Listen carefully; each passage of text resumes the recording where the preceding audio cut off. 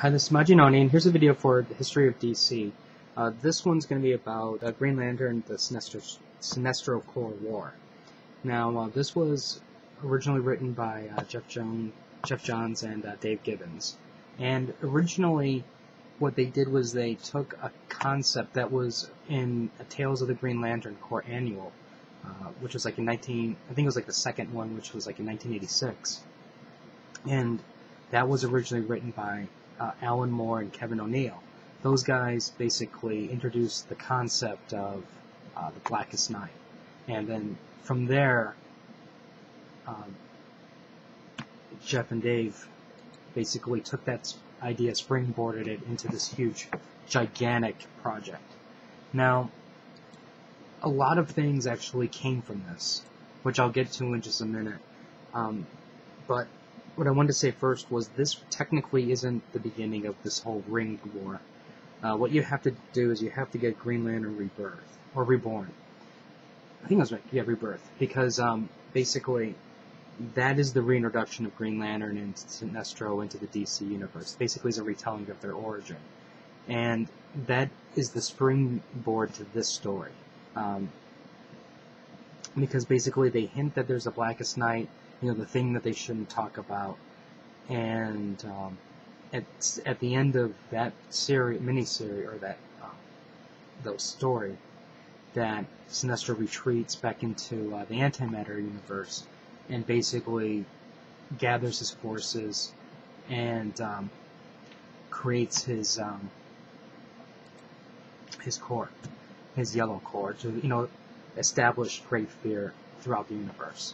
Now, part of me, I remember like dialogue between Sinestro, where he believed, from my understanding, he believed that the prophecy was correct and the Blackest Night was coming. And part of me almost think that he basically did all of this to push the Lanterns to change. Now, I understand that's not fully the entire concept of what was going on here, but it just seemed that he was pleased every single time the Lanterns changed their rules. Now, granted, there could be a number of reasons why that is, but, it seems like if the Green Lantern Corps would not be able to survive throughout the Blackest Night if they didn't change as a result of this. Now, one of the things that they had to change was the fact that, if you remember before, you had had the yellow impurities, and they also they had the thing to prevent them from killing. Well, obviously the yellow impurity rule is gone, and you also have the rule where Green Lanterns can kill. Now, they just can't arbitrarily just kill anybody if they want to, but if there's a valid reason for them to do so, they can do it without fear of punishment. So, and I know that pleased Sinestro greatly once that rule was lifted. Now, keep in mind, I understand there's multiple reasons for it, but like I said, without that kind of, I guess you can say that kind of hardening, I don't, how are you going to be able to fight basically the dead type thing? Now, on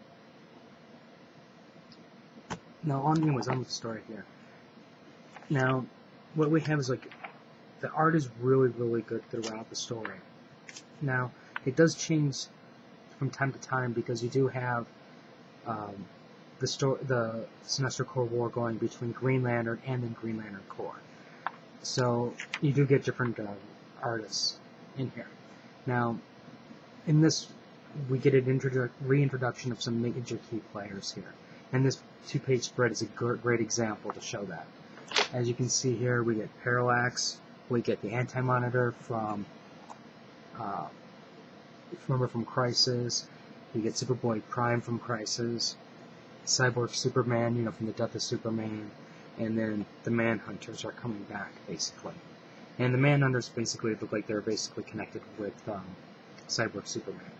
Now, when you get a force like this, you would think that nothing could basically stop these guys.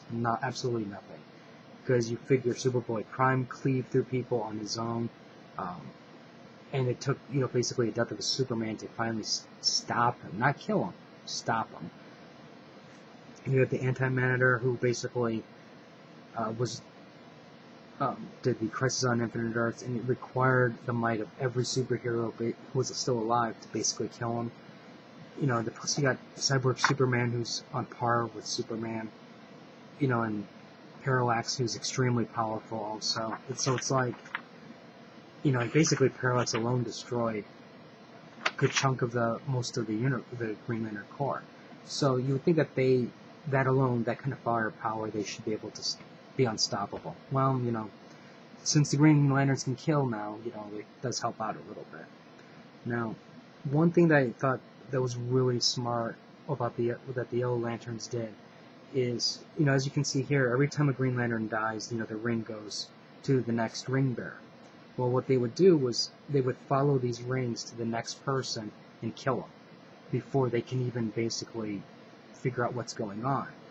And then eventually what had to happen was, once the Green Lanterns figured out this was going on, they had to have all these rings go to Mondo, to basically, so that way they can all be stored, so this way they couldn't kill off all their new recruits. So I thought that was a really smart move on the Sinestro Corps to thin the ranks, so to speak.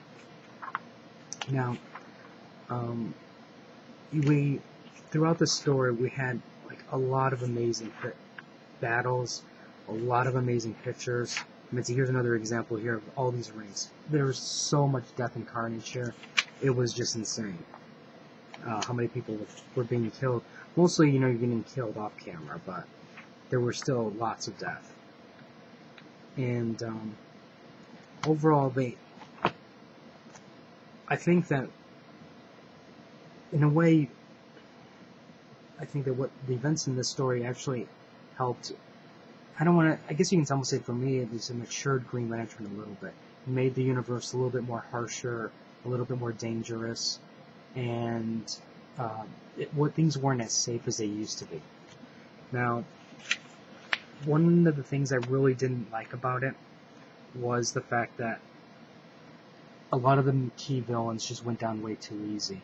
And that to me was a disappointment. Now I understand that you only have so many pages to do this in, but seeing that happen, it just really was disappointing. Now,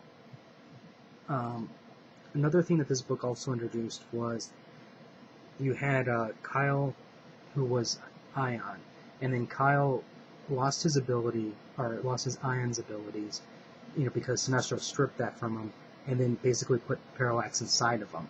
Now, Ion then went to another Green Lantern, whose name was Sodom Yat, and he then became the greatest of the Green Lanterns, which unfortunately things didn't work out so well for him.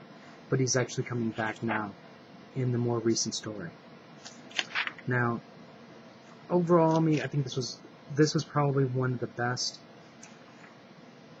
stories in DC's comics in years. For the most part, I think DC was really flat. Every once in a while, you would have interesting stories every now and then, but you just didn't have anything which was amazing. They didn't really have stories that grabbed people's attention. There was things like, for example, Identity Crisis and things like that, but those were one-shot stories. This was like a story that was going on for years, through years, because you had each one of these. You had the yellow, then you had the orange, you had the red, and you had the blue, and it just kept going. So you had a long plot line that's going and introducing new characters, introducing new themes, and it just kept dragging you, wanting more, because you wanted to find out what is Blackest Night, what exactly is going to happen, what was prophesized. Now, the Guardians have rewritten some of the rules since then, but for the most part, everything is the same as it was before. Another thing that they introduced in this series of books were eventually what happens is the Green Lanterns get their own Manhunter type character, which are the Alpha Lanterns. And the Alpha Lanterns are basically a Green Lantern which is handpicked by the Guardians, and then they basically police their force. They if a Green Lantern is found breaking the rules, for an example, then they go out and bring that person in. So it's but the only thing is, like, in order for a Green Lantern to go through that, they do basically lose their humanity. Overall, I think this was, like, one of, like I said, a really strong story.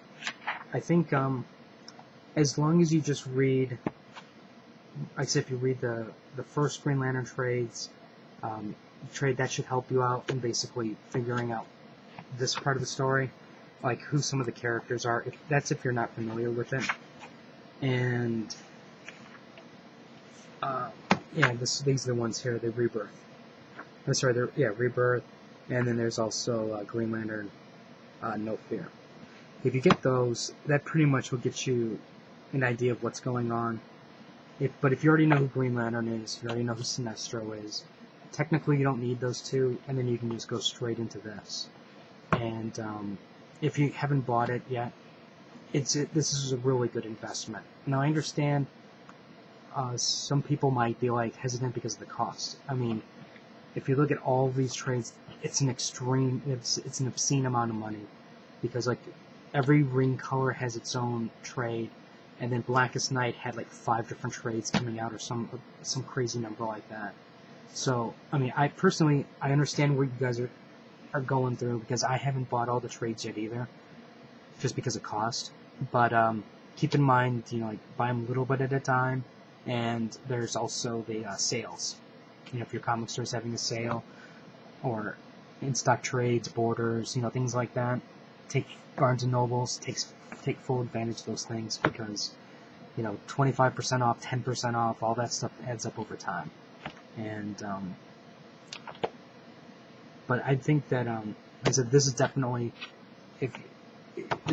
something that you're going to want to have in your collection, just because this was like a key critical moment in DC's universe. I think it made their space a little bit more relevant, made it more interesting. It basically made Green Lantern an interesting character again, and overall, it was a really solid story. That this is probably, like I said, one of the strongest things DC's put out in years. So, anyways, if you have any comments or questions, just let me know. Rate the video up or down, let me know what you think. I'll have more reviews up later, so until next time.